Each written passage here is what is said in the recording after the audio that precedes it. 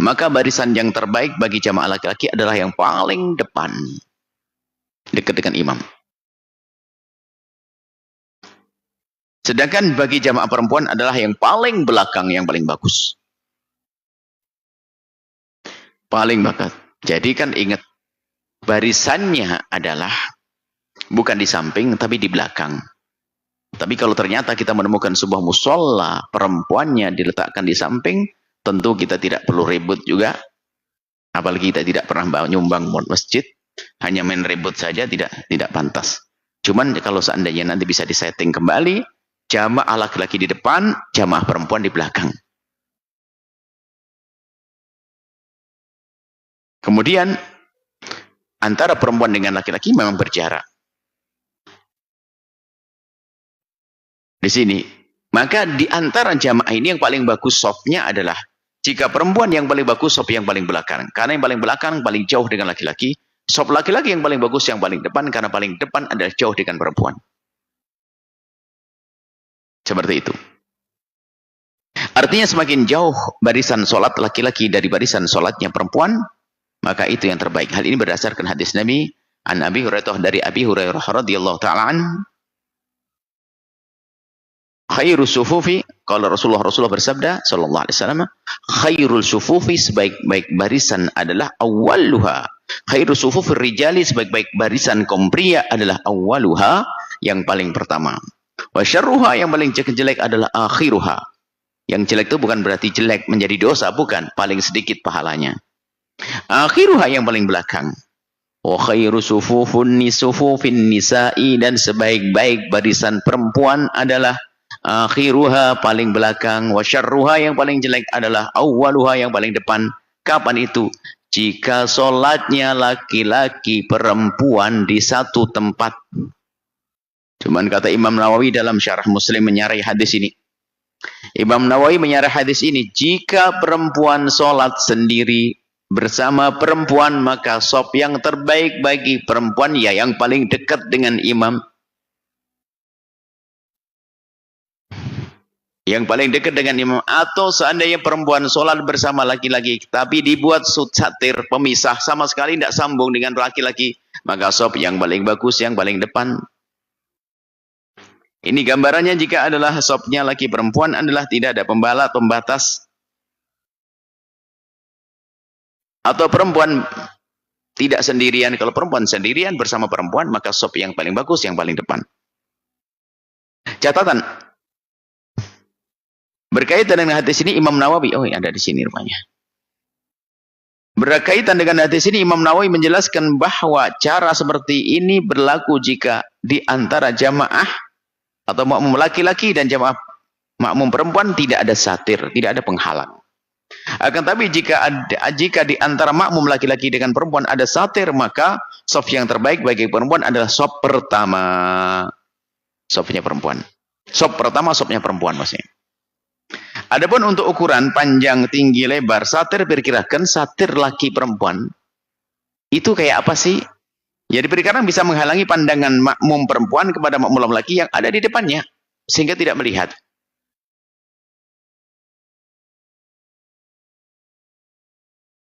Semua yang ada pada laki, ujung rambut, ujung kaki menarik bagi laki perempuan. Semua dari ujung rambut perempuan menarik bagi laki-laki. Sehingga kalau dalam sholat melihat, bisa pikirannya kemana-mana. Kotor. Dan mengganggu kekhusyuan. Lanjutkan. Seputar persoalan barisan sholat berjamaah.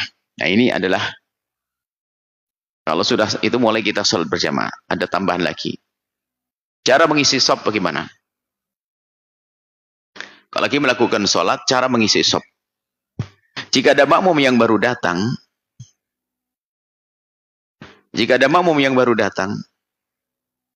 ingin membuat barisan baru, maka ia mengisi barisan. Ini makmum baru datang. Shop pertama sudah penuh, makmum baru datang. Tengah, kemudian ngambil kanannya, kemudian kirinya yang di tengah tadi, kanan dan kiri, dan begitu seterusnya. Supaya tidak ada kepincangan kanan tok atau kiri tok, supaya ada. Karena kaidahnya sederhana tadi. Berusaha mencari tempat yang paling dekat dengan imam. Kalau sudah kena kaidah itu sudah selesai. Di kanan iya kanan, tapi semakin jauh kirinya lebih dekat, ambil kirinya, begitu seterusnya. Begitu setelah sampai batas sholat terisi, batas barisan sholat terisi dengan penuh, bukan dari pojok kiri atau kanan seperti yang banyak terjadi di masyarakat. Catatan kaidahnya adalah semakin dekat dengan imam dan semakin mudah mendengar atau melihat imam, maka itulah yang terbaik.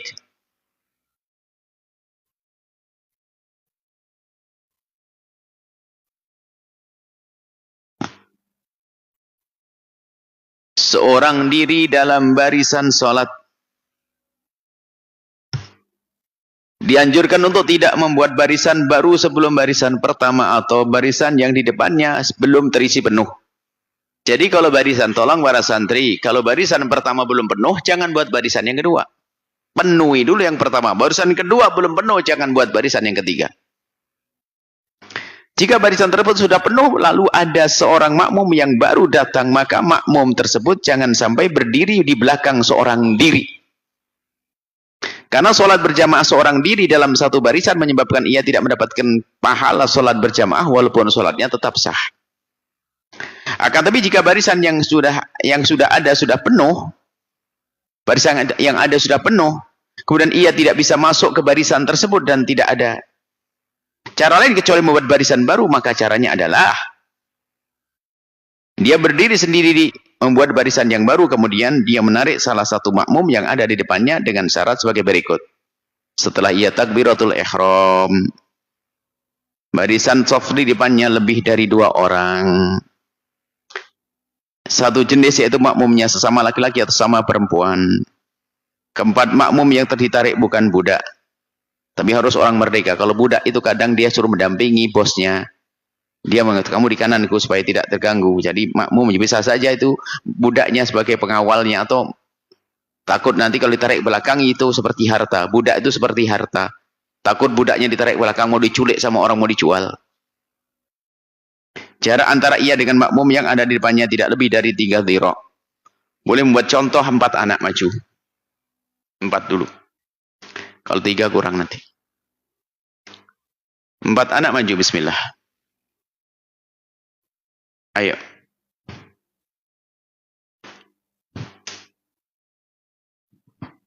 Membuat barisan. Agak cepat.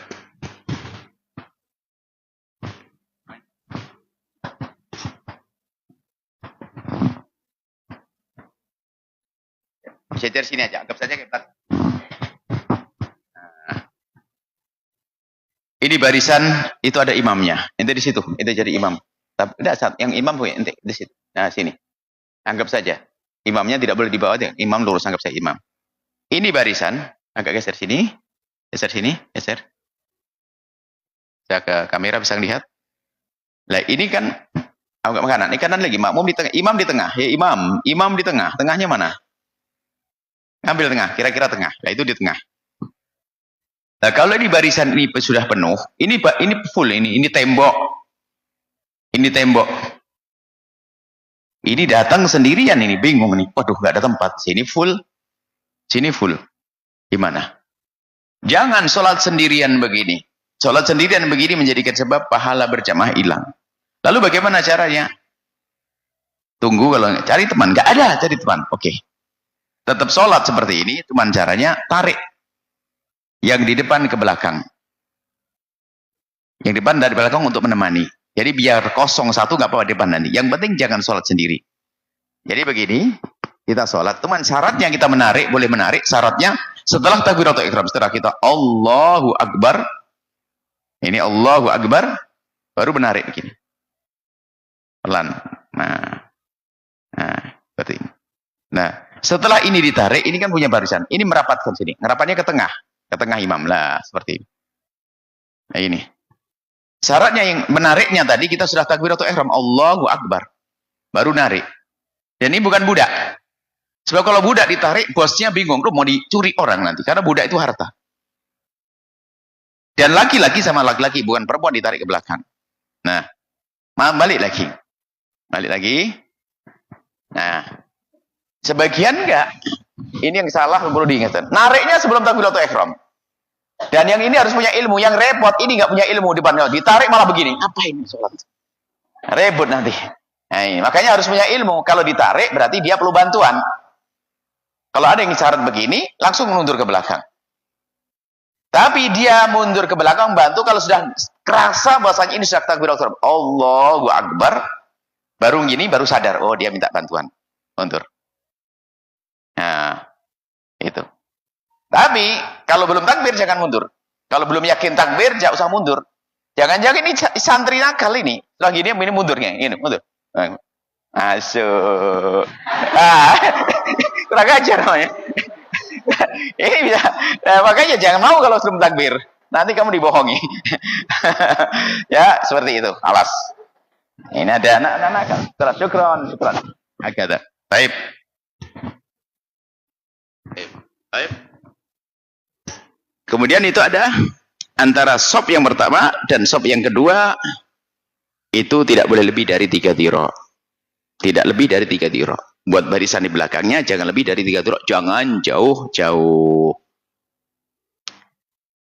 Ini semua berdasarkan riwayat dari Nabi SAW. Ada hadisnya banyak ini. Inna Nabi ra'a rajulan, melihat seorang laki yusalli salat khalfas saffi.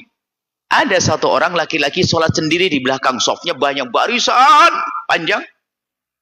Tiba-tiba dia sholat sendiri. Fawaqafa hatta ansarafa ar-rajul faqala. Waqaf berdiri sholat di situ sampai selesai.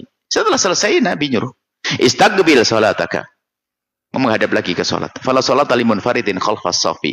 Tidak dianggap sholat bagi orang yang sholat sendiri di belakang sholat.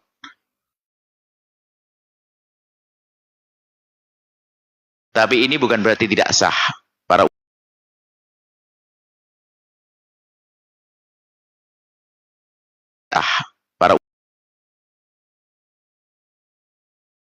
Tapi ini pendidikan dari agar pulang sendiri begitu tuh ada yang mengatakan tidak sah. Tapi jumhur ulama mengatakan tetap sah. Tapi kehilangan pahala keutamaan sholat berjamaah. Hadis yang kedua.